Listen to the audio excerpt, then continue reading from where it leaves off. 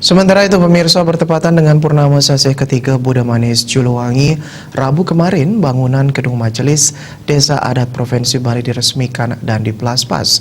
Dengan gedung baru berlantai 3 ini diharapkan menjadi wujud keseriusan membina desa adat agama Hindu serta melestarikan adat budaya Bali. Peresmian dan pemblaspasan juga dihadiri Gubernur Bali, Wayan Koster.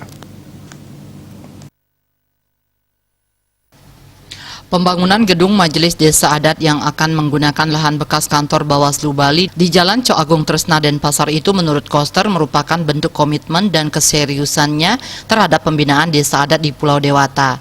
Nantinya di gedung kantor MDA juga akan dilengkapi tenaga administrasi, sarana prasarana hingga biaya operasionalnya. Selain itu, urusan desa adat juga akan ditangani oleh organisasi perangkat daerah OPD khusus, yakni Dinas Pemajuan Masyarakat Adat yang telah mendapat persetujuan dari Kementerian Dalam Negeri.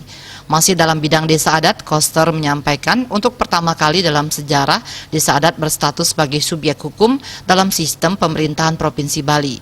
Hal tersebut telah diatur dalam Peraturan Daerah Nomor 4 Tahun 2019 tentang desa adat di Bali.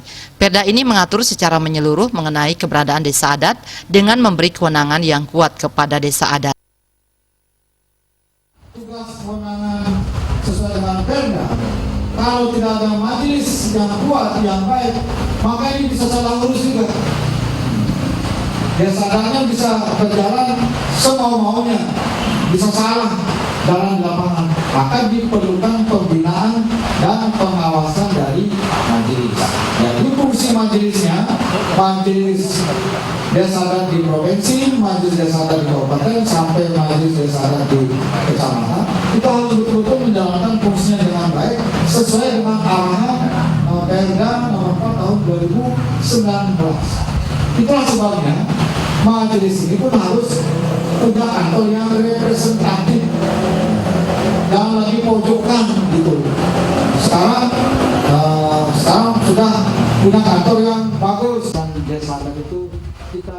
Sementara itu, Ketua Bendesa Agung Majelis Desa Adat Provinsi Bali, Ida Penglingsir Agung Putra Sukahat mengatakan, dalam menjalankan tugas kemajelisan sekarang sebenarnya masih bisa jalan, tetapi diakuinya tidak representatif karena meminjam bagian gedung di Dinas Kebudayaan.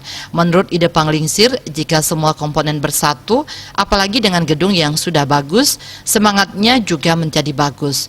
Gubernur Koster juga menandatangani prasasti dan meninjau kelengkapan bangunan megah gedung MDA berlantai 3 ini. Agus Sudiatmi ke Bali.